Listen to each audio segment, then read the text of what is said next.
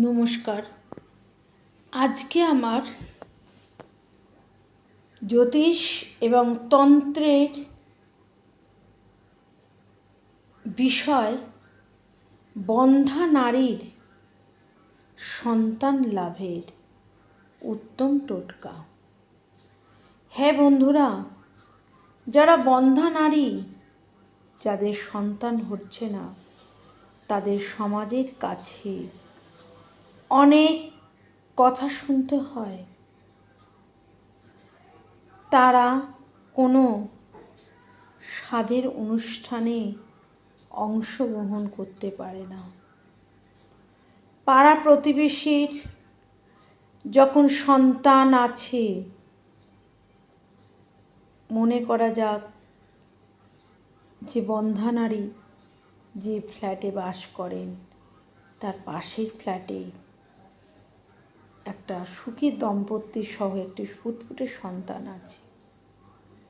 সেই সন্তানকে যখন সে বন্ধা নারী স্পর্শ করে, তখন সেই দম্পতি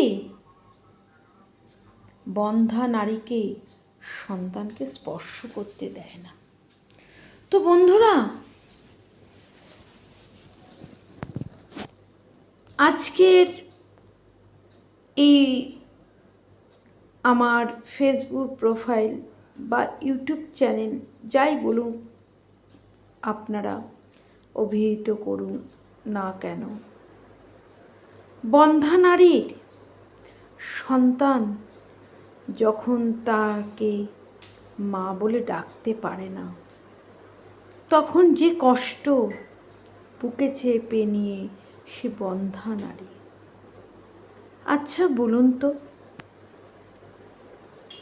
বন্ধা নারী এই কথাটার অভিহিতর অর্থ কি? মানে তো বন্ধুরা, আজকের আমার এই ভিডিওটা বানার উদ্দেশ্য একটাই, যে কোনো বন্ধা নারী যখন ঈশ্বরের কাছে যে সন্তান প্রার্থনা করেন, ঈশ্বর সেই প্রার্থনা বন্ধা নারীর থেকে গ্রহণ করেন। তো আমাদের বন্ধা নারীর প্রার্থনা কিভাবে হবে? সেই বন্ধা নারী অনেক ডাক্তার দেখিয়েছেন এবং ডাক্তার দেখানোর পরে সে অভিহিত হয়েছেন সে কখনো মা হবেন না, তার শারীরিক প্রবলেম।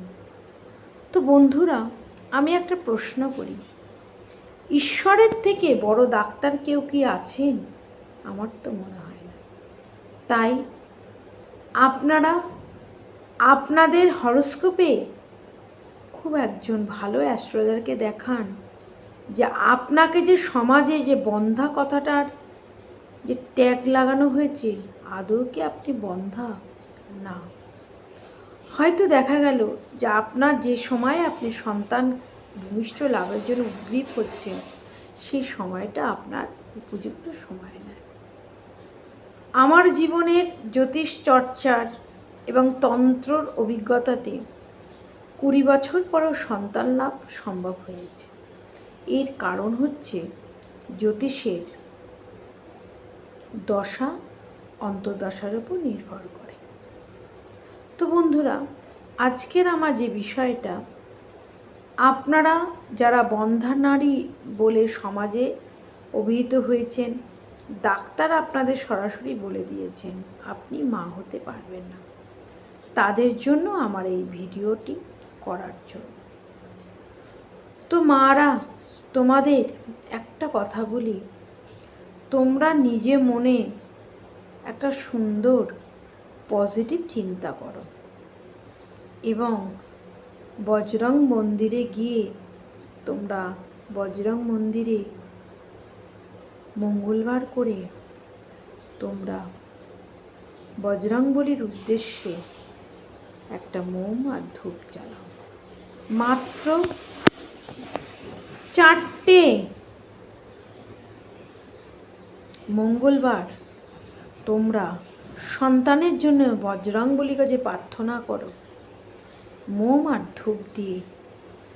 আর তার সঙ্গে বজরংবলী মন্দিরে 5টা দেশলাই কাঠি উপহার হিসেবে দাও। দেখো তো বন্ধুরা, আমার এই গবেষণা এবং আমার আধ্যাত্মিক জগতের থেকে মায়ের যে কৃপা লাভ করেছি, সেই জায়গা থেকে তোমরা সন্তান লাভ করবে। আমি জানি তোমরা সন্তান লাভ করবে। যাদের এই সমস্যা চলছে তারা অবশ্যই আমাকে ইনবক্সে লিখবে। আমি তোমাদের সন্তান লাভের যে টোটকাটা বললাম সেই টোটকাটা করে দেখো, সন্তান তোমার কোলে আসবেই আসবে। নমস্কার।